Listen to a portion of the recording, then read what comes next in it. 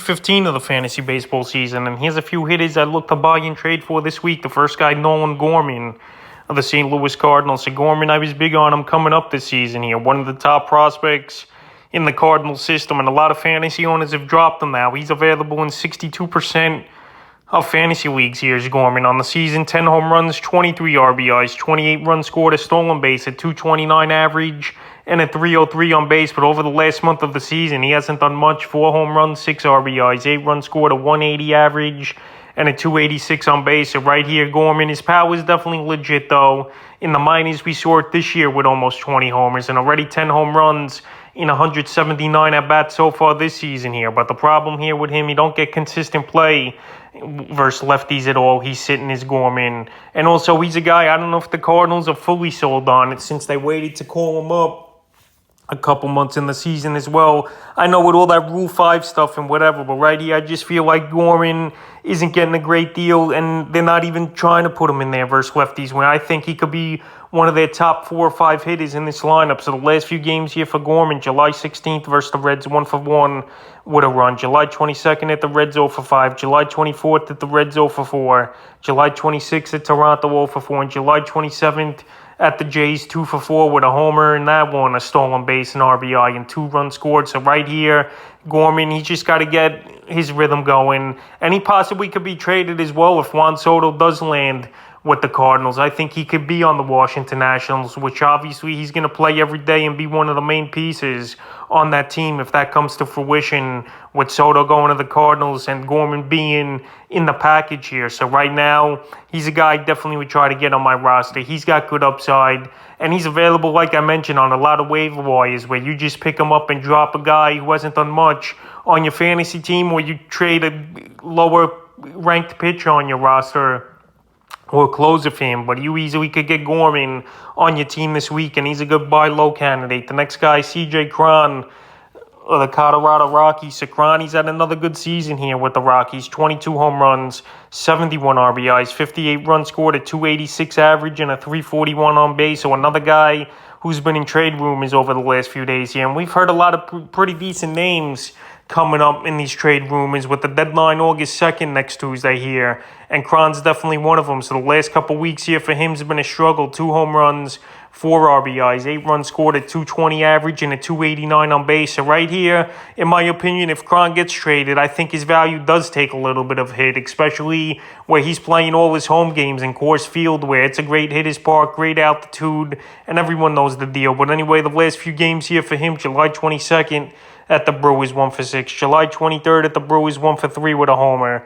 July 24th at the Brewers, 0-for-4 with a run. July 25th at the Brewers, 0-for-3. July 26th versus the White Sox, 0-for-4. July 27th versus the White Sox, 1-for-5 with a run and a rib. So right here, if he gets traded, that's not going to be good for his value, like I mentioned, his grind. But right now, while he's struggling and still on the Rockies, and hopefully for fantasy baseball owners, he remains on the Rockies for the remainder of the season at least, this will be a time to go get him. This guy's got a big bat. He's in the middle of that Colorado Rocky lineup and one of their best hitters, no doubt about it. And right now, while he's struggling, and if you could look for some power and get a guy for Krohn on a little bit of a discount, this would be the week to do it. The next guy is Ronald Acuna of the Atlanta Braves. So it was very surprising to me Acuna came back when he did this season after coming off of ACL surgery, tearing it last year here. And he just hasn't been the same, I believe, here as Acuna. I know the stats still look decent, but I feel like something's just a little bit off on the season. 8 home runs,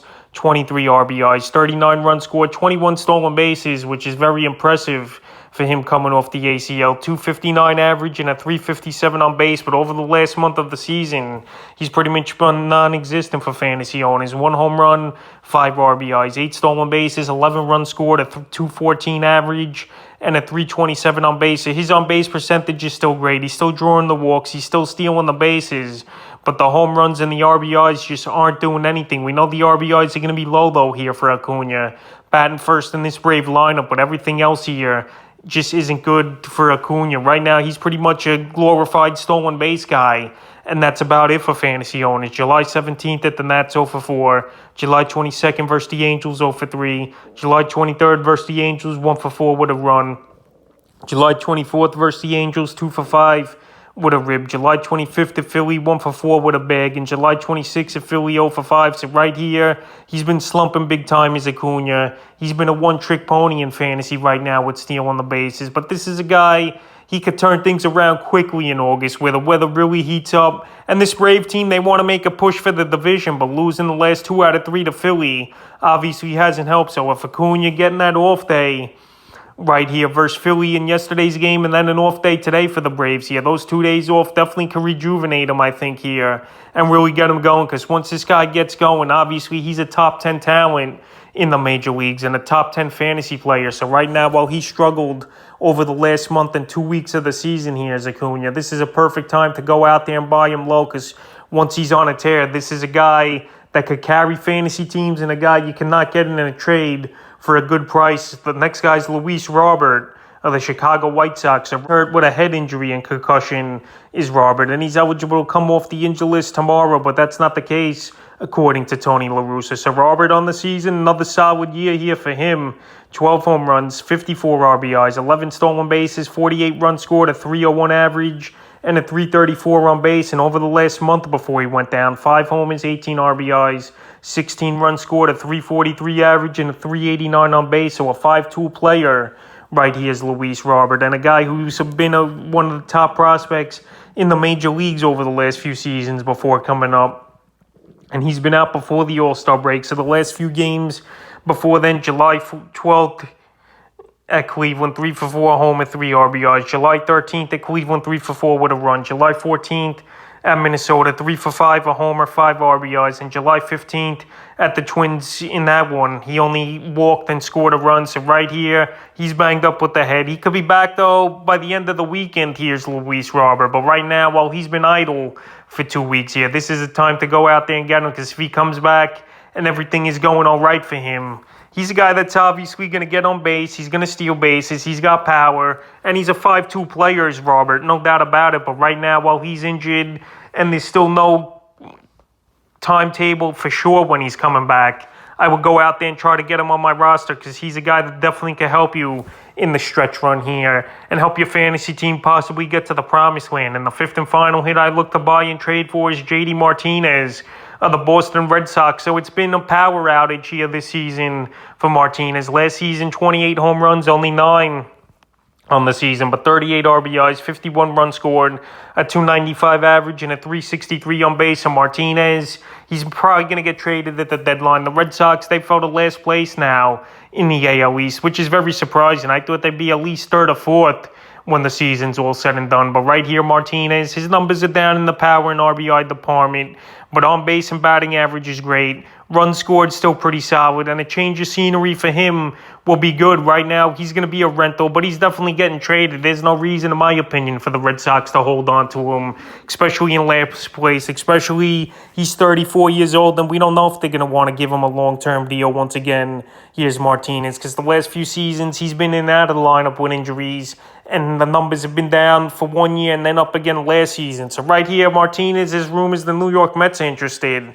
And if he gets put in that lineup here with a Pete Alonso at in 5th, or whatever the case may be, he'll be a big boost for that Met lineup, and a guy whose fantasy value will skyrocket, because we saw it 5-6 seasons ago where he got traded from the Tigers to the Arizona Diamondbacks, and this guy had a monster second half of the season with his new team here. And I wouldn't doubt it again if he goes to the New York Mets or a contending team like that, where they plug him in 4th or 5th in the lineup with a lot of decent hitters and good hitters, and he just takes off. So the last few games here for Martinez, July 16th at the Yankees, 0 for 4. July 17th at the Yankees, 0 for 2. July 26th versus Cleveland, 0 for 3. And the 27th versus Cleveland, 0 for 4. So right here, I expect him to get traded to a contender in the next few days. And the team he most likely goes to, he's just going to be DHing, which is definitely a plus as well. So right now, while Martinez hasn't done much over the last month of the season here, and he's been in and out of the lineup with injury, but with a trade looming, with the Red Sox out of it